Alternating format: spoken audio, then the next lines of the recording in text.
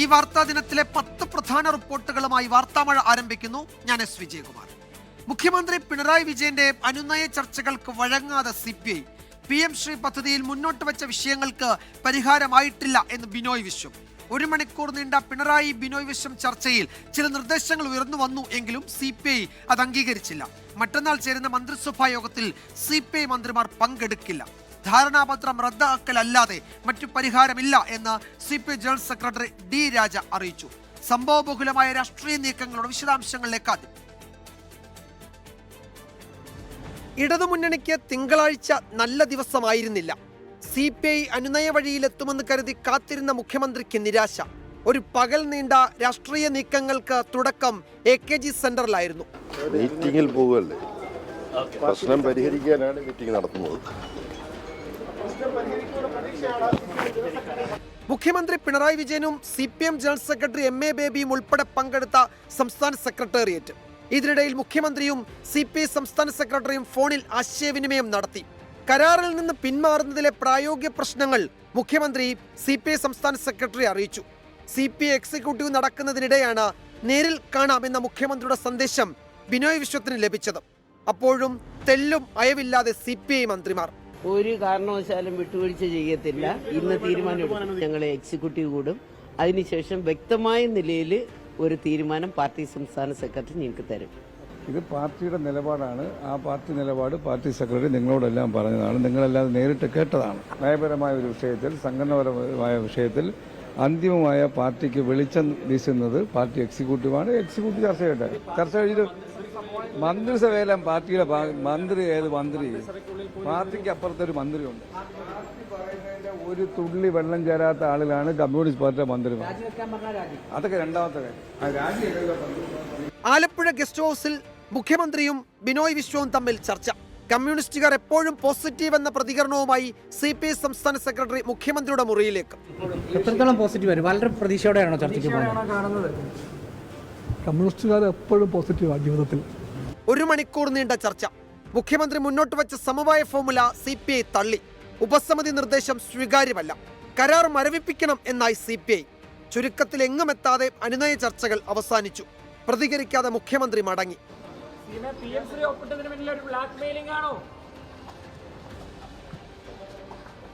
അതിനിടെ CPI മന്ത്രിമാർ മുഖ്യമന്ത്രിയെ കണ്ടു. ചർച്ച നടത്താതെ ധാരണാപത്രത്തിൽ ഒപ്പുവെച്ചതിൽ അതൃപ്തി രേഖാമൂലം അറിയിച്ചു.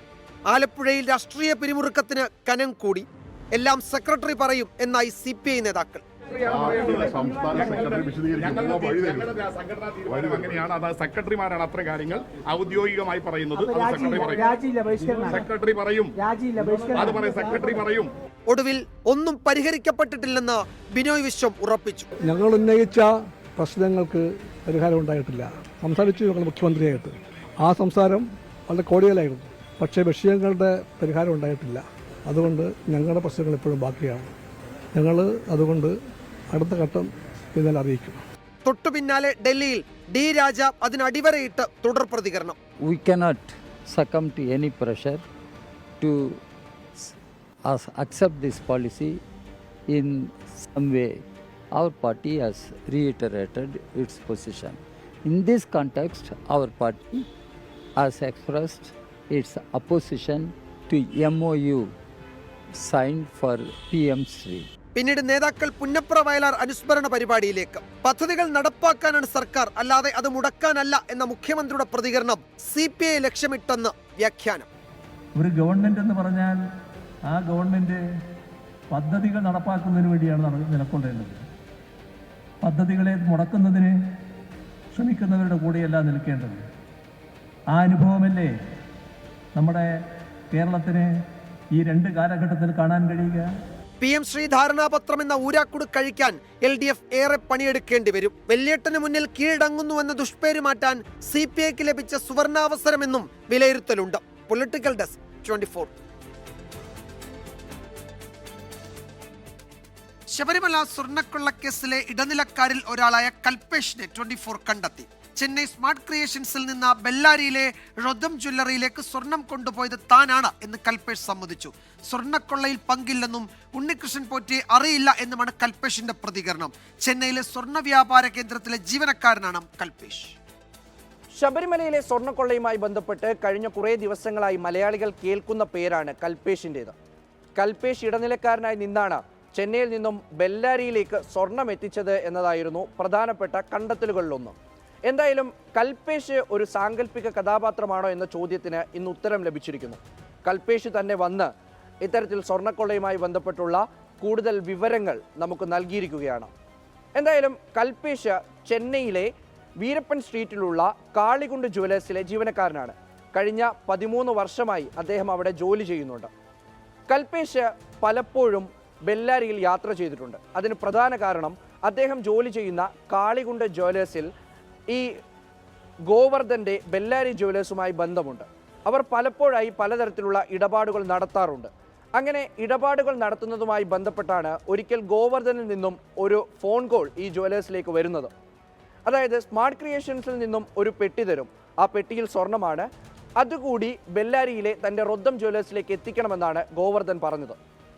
അങ്ങനെ സ്മാർട്ട് ക്രിയേഷൻസിലെ ജീവനക്കാർ കാളികുണ്ട് ജുവലേഴ്സിലേക്ക് വരുന്നു. അവർ ആ പെട്ടി ഏൽപ്പിക്കുന്നു.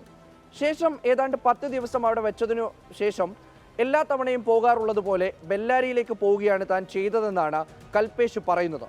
ഉണ്ണികൃഷ്ണൻ പോറ്റിയെ തനിക്ക് അറിയില്ല, ശബരിമലയിലെ സ്വർണ്ണക്കൊള്ളയുമായി തനിക്ക് യാതൊരു ബന്ധവുമില്ല, കൊള്ള നടത്തിയ സ്വർണമാണ് താൻ കൊണ്ടുപോകുന്നതെന്ന് തനിക്ക് അറിയില്ലായിരുന്നു എന്നതടക്കമാണ് കൽപേഷ് ഇന്ന് പറഞ്ഞത്. कल्पेश हूँ, कालीकुंज ज्वेलर्स से स्टाफ हूँ और उधर 13 साल से काम कर रहा हूँ, 12-13 साल से approx. You know about this theft case, any sort of things about this theft case? जी नहीं मालूम मेरे को. Have you been to Sabarimala or Smart Creations before? नहीं जानता, अब पहली बार मालूम पड़ा और पहली बार उस दुकान में गया था उस time. Have you been to Sabarimala or Smart Creations before? नहीं जानता, अब पहली बार मालूम पड़ा और पहली बार उस दुकान में गया था उस time. Transaction, did you receive any money? No. കൽപേഷിനെ ഇതുവരെ SIT സംഘം ചോദ്യം ചെയ്തിട്ടില്ല. കൽപേഷ് ഒരു കാരിയർ മാത്രമാണെന്ന് തോന്നിയത് കൊണ്ടാണോ ചോദ്യം ചെയ്യാത്തതെന്ന് അറിയില്ല. അതോ ഇനി കൂടുതൽ തെളിവുകൾ കണ്ടെത്തണമോ എന്നുള്ളതും മറ്റൊരു ചോദ്യമാണ്. എന്തായാലും കൽപേഷ് ജീവനോടെ ചെന്നൈയിൽ തന്നെയുണ്ട്. അദ്ദേഹം പ്രതികരിക്കാൻ തയ്യാറായിട്ടുണ്ട്. സ്വർണ്ണക്കൊള്ളയിൽ യാതൊരു തരത്തിലുമുള്ള തൻ്റെ ഇടപാട് ഉണ്ടായിട്ടില്ല, തൻ്റെ ഇടപെടലില്ല എന്നാണ് അദ്ദേഹം പറയുന്നത്. എന്തായാലും വരും ദിവസങ്ങളിൽ SIT സംഘം അദ്ദേഹത്തിന് മുന്നിൽ എത്തുമോ, അതോ ഇനി അദ്ദേഹം അറിയാതെ കൊണ്ട് നൽകിയതാണോ എന്നതൊക്കെയും പുറത്തു വരാനിരിക്കുന്നുണ്ട്. കേരളം ഉൾപ്പെടെ 12 സംസ്ഥാനങ്ങളിൽ തീവ്ര വോട്ടർ പട്ടിക പരിഷ്കരണം. തദ്ദേശ തെരഞ്ഞെടുപ്പ് മുൻനിർത്തി കേരളത്തെ ഒഴിവാക്കണമെന്ന ആവശ്യം തെരഞ്ഞെടുപ്പ് കമ്മീഷൻ തള്ളി. അതേസമയം മഹാരാഷ്ട്രയും കേരളത്തോടൊപ്പം തെരഞ്ഞെടുപ്പ് നടക്കുന്ന അസമിനെയും SIRൽ നിന്ന് ഒഴിവാക്കി. തീവ്ര വോട്ടർ പട്ടിക പരിഷ്കരണത്തിനെതിരെ തമിഴ്നാട് കടുത്ത നിലപാട് പ്രഖ്യാപിച്ചു. ബംഗാളും നിസ്സഹകരണം പ്രഖ്യാപിച്ചിരിക്കുകയാണ്. അടുത്ത വർഷം നിയമസഭാ തെരഞ്ഞെടുപ്പിനൊരുങ്ങുന്ന കേരളം ഉൾപ്പെടെയുള്ള 12 സംസ്ഥാനങ്ങളിലാണ് തീവ്ര വോട്ടർ പട്ടിക പരിഷ്കരണം നടക്കുന്നത്. തദ്ദേശ തെരഞ്ഞെടുപ്പ് ചൂണ്ടിക്കാട്ടി കേരളം മുന്നോട്ട് വച്ച എതിർപ്പ് കമ്മീഷൻ തള്ളി. ഇന്ന് അർദ്ധരാത്രി മുതൽ നിലവിലുള്ള വോട്ടേഴ്സ് ലിസ്റ്റ് മരവിപ്പിക്കും. നവംബർ 4 മുതൽ ഡിസംബർ 4 വരെ ഉദ്യോഗസ്ഥർ വീടുകളിലെത്തി വിവരശേഖരണം നടത്തും. കരട് പട്ടിക ഡിസംബർ 9-ന്, അന്തിമ വോട്ടേഴ്സ് ലിസ്റ്റ് 2026 ഫെബ്രുവരി 7-ന്.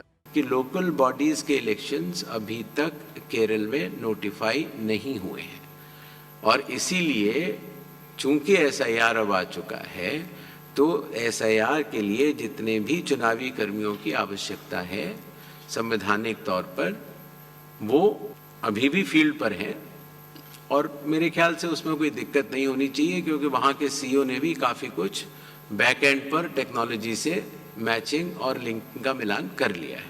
തദ്ദേശ തെരഞ്ഞെടുപ്പ് നടക്കുന്ന പശ്ചാത്തലത്തിൽ മഹാരാഷ്ട്രയിൽ ഈ ഘട്ടത്തിൽ SIR ഇല്ല.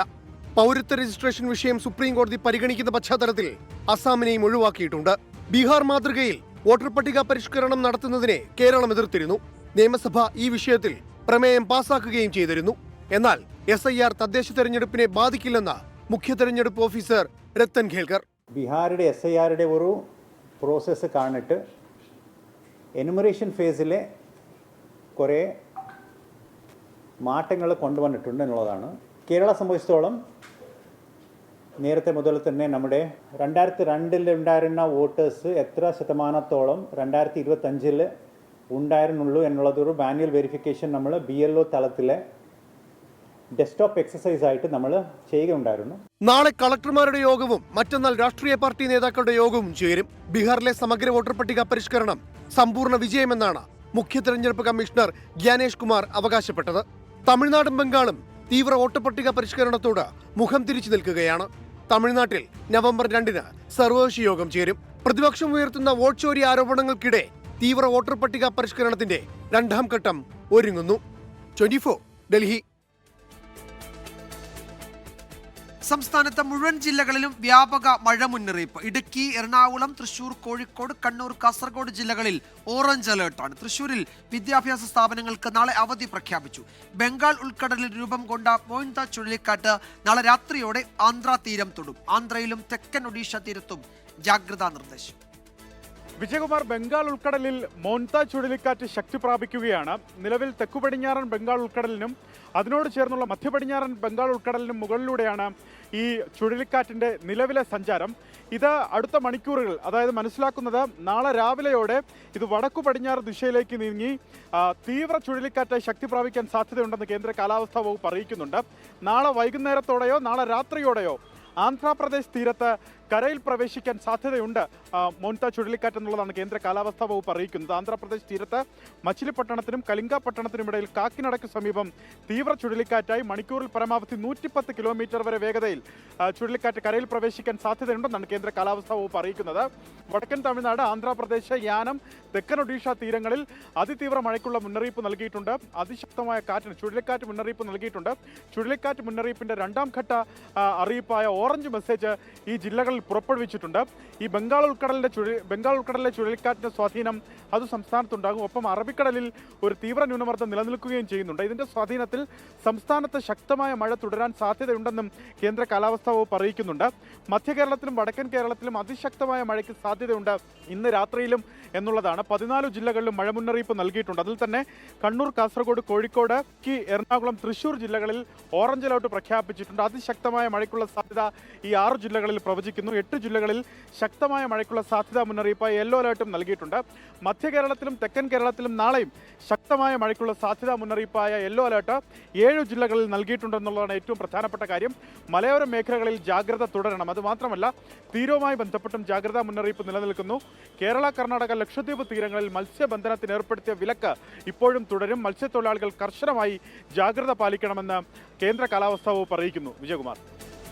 അർജന്റീന ഫുട്ബോൾ ടീം കേരളത്തിലേക്ക് വരില്ലെന്ന് അറിയിച്ചതോടെ എറണാകുളം കലൂർ സ്റ്റേഡിയം നവീകരണം അനിശ്ചിതത്വത്തിൽ. ചോദ്യങ്ങളോട് അസഹിഷ്ണുത തുടരുന്ന കായിക മന്ത്രി വി അബ്ദുറഹ്മാന് വിഷയത്തിൽ പ്രതികരണമില്ല.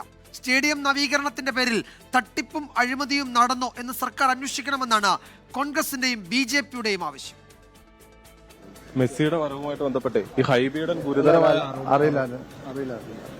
അത് പറയുന്നത് ഈ മറയത്ത് നിർത്തി ഉണ്ടാക്കി മെസ്സിയുമായി ബന്ധപ്പെട്ട ചോദ്യങ്ങൾക്ക് 2ാം ദിനവും കായിക മന്ത്രി അസഹിഷ്ണുതാപരമായി പെരുമാറുന്നതാണ് നമ്മൾ കണ്ടത്. ഇന്ന് തൃശ്ശൂരിൽ എരുമപ്പെട്ടിയിലായിരുന്നു കായിക മന്ത്രി പങ്കെടുത്തുകൊണ്ടുള്ള പരിപാടി നടക്കുന്നത്. അവിടെ ഒരു ഗ്രൗണ്ട് ഉദ്ഘാടനവുമായി ബന്ധപ്പെട്ടുകൊണ്ടാണ് വി അബ്ദുറഹ്മാൻ അവിടെ എത്തുന്നത്. ഈ ഉദ്ഘാടനത്തിന് ശേഷമാണ് ഈ വിവാദങ്ങളെ സംബന്ധിച്ചും അതോടൊപ്പം തന്നെ ഇന്ന് കോൺഗ്രസ് MP കൂടിയായിട്ടുള്ള ഹൈബീഡൻ ഉയർത്തിയ ആരോപണങ്ങളെ സംബന്ധിച്ചും ഈ മന്ത്രിയോട് ചോദ്യങ്ങൾ ചോദിക്കുന്നത്. ആ സമയത്ത് തന്നെ മെസ്സി എന്ന വാക്ക് ഉച്ചരിച്ചതോടുകൂടി ഈ മറുപടി എനിക്കൊന്നും പറയാനില്ല എന്ന് പറഞ്ഞുകൊണ്ട് മന്ത്രി അവിടെ അവസാനിപ്പിക്കുന്നു. തുടരെ നമ്മൾ ഉൾപ്പെടെ മറ്റു മാധ്യമ പ്രവർത്തകരും ചോദ്യങ്ങൾ ചോദിക്കുന്നുണ്ട്. പക്ഷേ മന്ത്രി മറുപടി പറയുന്നില്ല. ഇതിനിടയിൽ കുന്നംകുളം MLA AC മൊയ്തീൻ നമ്മുടെ ക്യാമറ തന്നെ തട്ടിമാറ്റുന്നു. ഇതോടുകൂടി ചോദ്യം ചോദിക്കുന്ന അവസാനിപ്പിച്ച് അവിടെ നിന്ന് മടങ്ങുന്നു. ഇതിനിടയിൽ ഇതുമായി ബന്ധപ്പെട്ട് മന്ത്രി മറുപടി പറയാത്തതിന്റെ വാർത്തകൾ റിപ്പോർട്ട് ചെയ്ത് കഴിയുന്നതിനിടയിലാണ് മന്ത്രി അരികിലേക്ക് വിളിച്ചു വരുത്തിയതിനു ശേഷം ഈ പരിപാടിയൊക്കെ അവസാനിച്ചില്ലേ എന്ന് ചോദിച്ച് അരികിലേക്ക് വിളിച്ചു വരുത്തി ഈ തോളിൽ കൈയിട്ടുകൊണ്ട് ഒരു അരികിലേക്ക് മാറ്റിക്കൊണ്ടുപോയി മന്ത്രിയുടെ ഭാഗത്തു നിന്ന് ഒരു പ്രകോപനം ഉണ്ടായത്.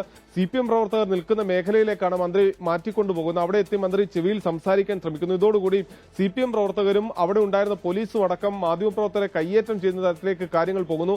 AC മൊയ്തീൻ അവിടെ എത്തി നമ്മുടെ മാത്രമല്ല മറ്റ് മാധ്യമങ്ങളുടെ മൈക്കും ക്യാമറയും എല്ലാം തട്ടിത്തെറിപ്പിക്കാനുള്ള ഒരു ശ്രമം നടത്തുന്നു. അങ്ങനെ ബോധപൂർവം, അതായത് ഒരു പ്രശ്നവും ഇല്ലാതിരിക്കെ മാധ്യമപ്രവർത്തകരെ തനിക്ക് അരികിലേക്ക് വിളിച്ചു വരുത്തി ഒരു പ്രശ്നം സൃഷ്ടിച്ച് ഒരു വിവാദത്തിലേക്ക് കാര്യങ്ങൾ, അതായത് മറുപടി ഇല്ലാത്ത സമയത്ത് ബോധപൂർവം സംഘർഷം അഴിച്ചുവിട്ടുകൊണ്ട് ഒരു പ്രശ്നം സൃഷ്ടിച്ച് അവിടെ ഒരു വാർത്ത അല്ലെങ്കിൽ ഒരു ബോധപൂർവമായ ഒരു ശ്രദ്ധ തിരിക്കാനുള്ള ശ്രമം അത് ഇന്നും കായിക മന്ത്രിയുടെ ഭാഗത്തുനിന്നുണ്ടാകുന്നു. കോൺഗ്രസ് ആകട്ടെ വലിയ വിവാദങ്ങൾ, വലിയ ആരോപണങ്ങൾ ഉയർത്തുന്നു. അക്കമിട്ട് നിരത്തിക്കൊണ്ടുള്ള ചോദ്യങ്ങളും ആരോപണങ്ങളുമാണ് കോൺഗ്രസ് മുന്നോട്ട് വയ്ക്കുന്ന.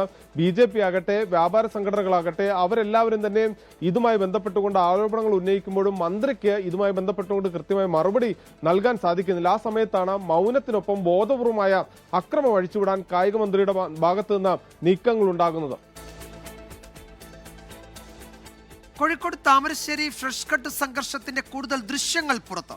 പ്രതിഷേധത്തിൽ പുറത്തുനിന്നുള്ളവർ നുഴഞ്ഞുകയറി എന്ന പോലീസ് വാദം ശരിവെക്കുന്ന ദൃശ്യങ്ങളാണ് പുറത്തു വന്നത്. പ്രതിഷേധം നടത്തിയവരെല്ലാം പ്രദേശവാസികളാണോ എന്നുറപ്പില്ല എന്ന് സമരസമിതി ചെയർമാൻ ബാബു കുടുക്കിൽ പറഞ്ഞു.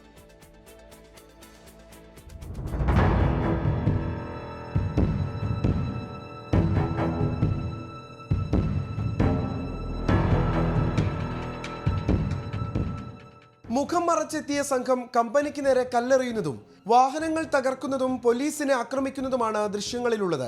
365ഓളം പേർക്കെതിരെ FIR രജിസ്റ്റർ ചെയ്ത സംഘർഷത്തിൽ നിലവിൽ 10 പേരാണ് പിടിയിലായത്. കഴിഞ്ഞ ദിവസം പിടിയിലായ മഞ്ചേരി സ്വദേശി സൈഫുള്ളക്കെതിരെ വിമർശനവുമായി CPIM രംഗത്തെത്തി.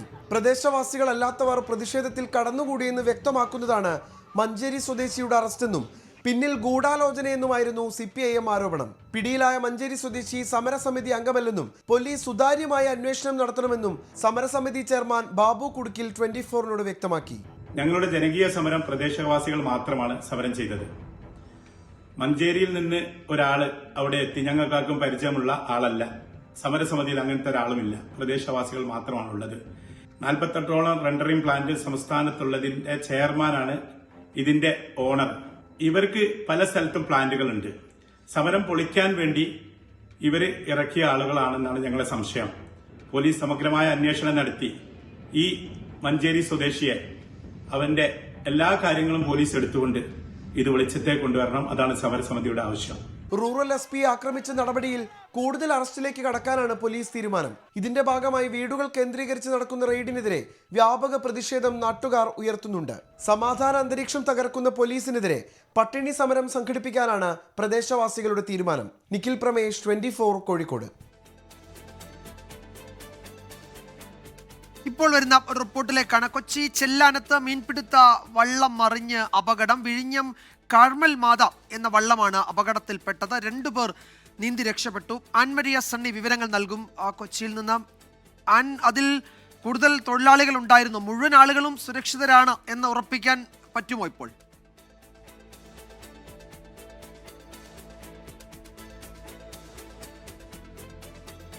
കൊച്ചി ചെല്ലാനത്ത് നിന്നാണ് ആ വിവരം വരുന്നത്. അവിടെ വള്ളം മറിഞ്ഞ് അപകടമുണ്ടായിരിക്കുകയാണ്. വിഴിഞ്ഞത്തെ കാർമൽ മാത എന്ന വള്ളമാണ് അപകടത്തിൽപ്പെട്ടത്. അതിലുണ്ടായിരുന്ന 2 പേർ നീന്തി രക്ഷപ്പെട്ടിട്ടുണ്ട്. ആൻമരിയ വിവരങ്ങൾ നൽകാൻ ചേരുന്നുണ്ട്. ഞാൻ ചോദിച്ചത്, ഇതിൽ എത്ര തൊഴിലാളികൾ ഉണ്ടായിരുന്നു? മുഴുവൻ ആളുകളും സുരക്ഷിതരായി തീരത്തെത്തിയിട്ടുണ്ടോ? വിജയകുമാർ, കഴിഞ്ഞ 40 ദിവസമായിട്ടാണ് ഇവർ കൊച്ചിയിൽ മത്സ്യബന്ധന ജോലി ചെയ്തു വരികയാണ്. അതിനുശേഷം ഇവർ തിരിച്ച് വിഴിഞ്ഞത്തേക്ക് പോകാൻ വേണ്ടിയിട്ടുള്ള യാത്രയിലാണ്. ഈ വഞ്ചിയിൽ ആകെ ഉണ്ടായിരുന്നത് 6 പേരാണ്. അവർ കുറച്ച് ദിവസങ്ങൾക്ക് മുൻപ് തന്നെ ജോലിയെല്ലാം പൂർത്തിയാക്കി തിരികെ നാട്ടിലേക്ക്, ബസ് മാർഗം തിരികെ നാട്ടിലേക്ക് തിരിച്ചിരുന്നു. പിന്നീട് ഈ ബോട്ടിലൂടെ കടലിലൂടെ തിരിച്ച് വിഴിഞ്ഞത്തേക്ക് തിരിക്കാനുള്ള യാത്രയിലായിരുന്നു അപകടത്തിൽപ്പെട്ടിട്ടുള്ള രാജേഷ്, വിജയ് എന്നിവർ. പിന്നീട് ഈ തിരയടിച്ചുകൊണ്ട് ഇവർ സഞ്ചരിച്ചിരുന്ന ബോട്ട് അത് തീരത്തേക്ക് കല്ലിലിട്ട് ഇടിക്കുകയായിരുന്നു. എന്തായാലും അവർ അതിനുശേഷം നീന്തി രക്ഷപ്പെട്ടു. നീന്തി പകുതി ഭാഗത്തേക്ക് അടുത്ത് ഇവർ രക്ഷപ്പെട്ട സമയത്ത് അവിടെ ഉണ്ടായിരുന്ന മറ്റ് മത്സ്യത്തൊഴിലാളികളെല്ലാം ചേർന്നാണ് ഇവരെ കരക്കെത്തിച്ചിരിക്കുന്നത്. ഇവരെന്തായാലും ഇവിടെ ഉള്ള ആശുപത്രി, സ്വകാര്യ ആശുപത്രിയിൽ പ്രവേശിപ്പിച്ചിട്ടുണ്ട്. പരിക്ക് ഗുരുതരമല്ല എന്നാണ് അറിയാൻ കഴിഞ്ഞിരിക്കുന്നത്. വിജയകുമാർ, ശരി. 2 പേരും സുരക്ഷിതരാണ്. അവർ നീന്തി രക്ഷപ്പെട്ടു. ആശുപത്രിയിൽ ചികിത്സയിലുണ്ട്. അവർക്ക് കാര്യമായ പ്രശ്നങ്ങളൊന്നുമില്ല എന്നൊരു ആശ്വാസ വിവരം കൂടി വരുന്നുണ്ട്.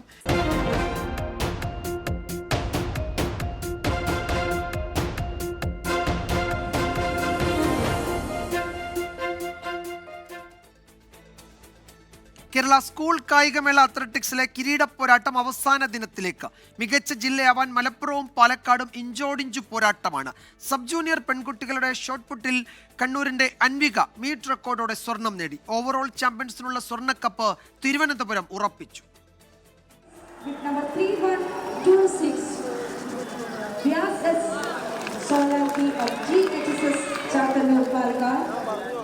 അത്ലറ്റിക്സിലെ കിരീട പോരാട്ടം ക്ലൈമാക്സിൽ. അവസാന ദിനത്തിൽ 16 ഫൈനലുകൾ ശേഷിക്കെ നിലവിലെ ചാമ്പ്യൻസായ മലപ്പുറവും മുൻ ജേതാക്കളായ പാലക്കാടും ഇഞ്ചോടിഞ്ച് പോരാട്ടം. 17 സ്വർണം ഉൾപ്പെടെ മലപ്പുറത്തിന് 190 പോയിന്റ്. തൊട്ടുപിന്നിലുള്ള പാലക്കാടിനാകട്ടെ 21 സ്വർണം ഉൾപ്പെടെ 167 പോയിന്റും. സബ് ജൂനിയർ പെൺകുട്ടികളുടെ ഷോട്ട് പുട്ടിൽ കണ്ണൂരിന്റെ അൻവിക മീറ്റ് റെക്കോർഡോടെ സ്വർണം നേടി.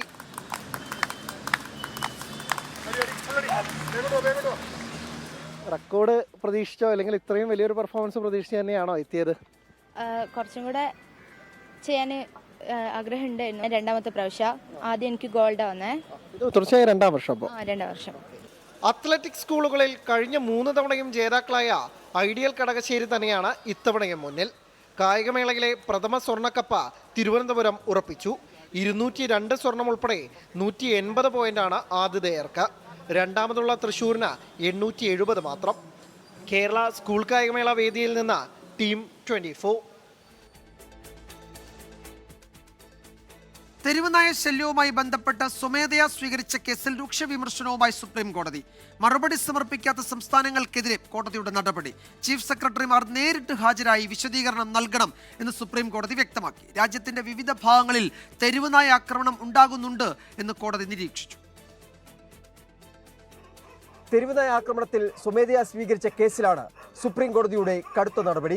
2 മാസം സമയം നൽകിയിട്ടും ബംഗാളും തെലങ്കാനയും ഒഴികെയുള്ള സംസ്ഥാനങ്ങൾ മറുപടി നൽകിയില്ല.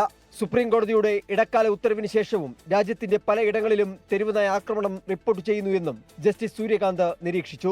സംസ്ഥാനങ്ങൾ മറുപടി നൽകാത്തതിൽ ചീഫ് സെക്രട്ടറിമാരോട് നേരിട്ട് ഹാജരാകാൻ സുപ്രീം കോടതി നിർദ്ദേശിച്ചു. എന്തുകൊണ്ട് മറുപടി സമർപ്പിച്ചില്ല എന്നതിൽ വിശദീകരണം നൽകണമെന്നും ഹാജരായില്ലെങ്കിൽ പിഴ ചുമത്തുന്ന നടപടിയിലേക്കടക്കം കടക്കുമെന്നും ജസ്റ്റിസ് സൂര്യകാന്ത് മുന്നറിയിപ്പ് നൽകി. തെരുവുനായ ആക്രമണം വർദ്ധിച്ച സംഭവത്തിൽ മറ്റു രാജ്യങ്ങൾക്ക് മുൻപിൽ ഇന്ത്യയുടെ പ്രതിച്ഛായയെ ബാധിച്ചു എന്നായിരുന്നു കോടതിയുടെ നിരീക്ഷണം. രേഖാമൂലം നോട്ടീസ് ലഭിക്കാത്തതിനെ തുടർന്നാണ് മറുപടി ഫയൽ ചെയ്യാത്തതെന്ന് ചില സംസ്ഥാനങ്ങൾ കോടതിയെ അറിയിച്ചു. നോട്ടീസ് അയച്ച വിവരം മാധ്യമങ്ങളിൽ റിപ്പോർട്ട് ചെയ്തിട്ടുണ്ടെന്നും അതൊന്നും ശ്രദ്ധയിൽപ്പെട്ടില്ലേ എന്നും സുപ്രീം കോടതി ചോദിച്ചു. ചീഫ് സെക്രട്ടറിമാരോട് അടുത്ത മാസം 3-ന് നേരിട്ട് ഹാജരാകാനാണ് നിർദ്ദേശം. ആർ അച്യുതൻ, 24, ഡൽഹി. റിപ്പോർട്ടറുടെ വാർത്താമഴ അവസാനിക്കുന്നു. നാളെ വീണ്ടും കാണാം. ശുഭരാത്രി. ലോകത്തെവിടെയായാലും ഏത് സമയത്തും 24 വാർത്തകളും ഓഗ്മെന്റഡ് റിയാലിറ്റി പാക്കേജുകളും എക്സ്പ്ലെയിനറുകളും വിശദമായി കാണാൻ ഞങ്ങളുടെ യൂട്യൂബ് ചാനൽ നിങ്ങൾക്ക് സബ്സ്ക്രൈബ് ചെയ്യാം.